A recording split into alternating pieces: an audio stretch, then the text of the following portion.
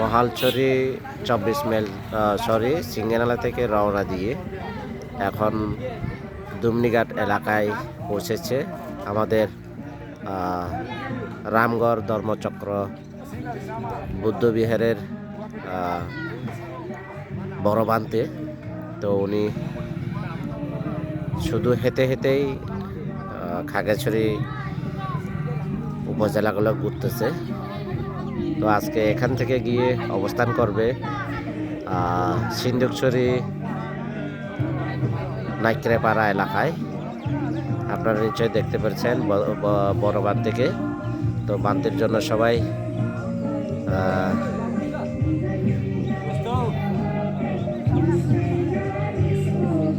এই যে বড় বাঁধে অলরেডি পৌঁছে গেছে।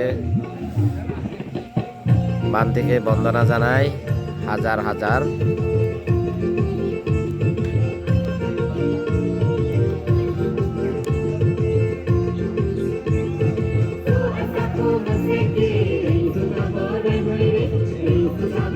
দেখতে পেরেছেন অনেক গায়ক গায়িকা বান্তির পিছনে হাঁটতেছে। তো সবার যেন এই হাঁটার ক্ষমতাটুকু রাখেন, আমি ভগবানের কাছে সৃষ্টিকর্তার কাছে প্রার্থনা করি। এরা সবাই যেন সুষ্ঠুভাবে যে গন্তব্যস্থানে রওনা দিয়েছেন ওই গন্তব্যস্থানে যেন পৌঁছতে পারেন, এইটাই কামনা করি। তো দেখতে পেরেছেন আপনারা ছোট বড় এবং বয়স্ক সবাই বান্তির পিছনে পিছনে হাঁটতেছেন।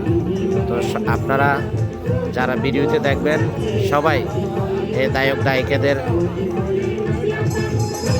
গায়িকাদের জন্য আশীর্বাদ করবেন, সাধুবাদ জানাবেন।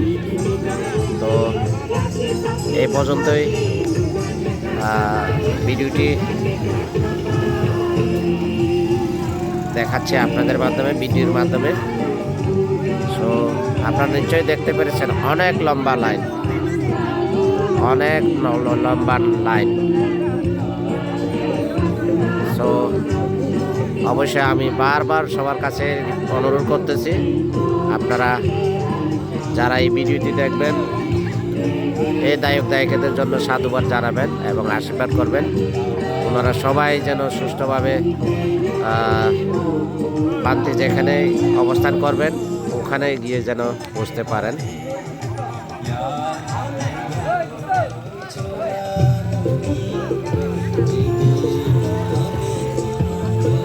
দেখতে পেরেছেন আপনারা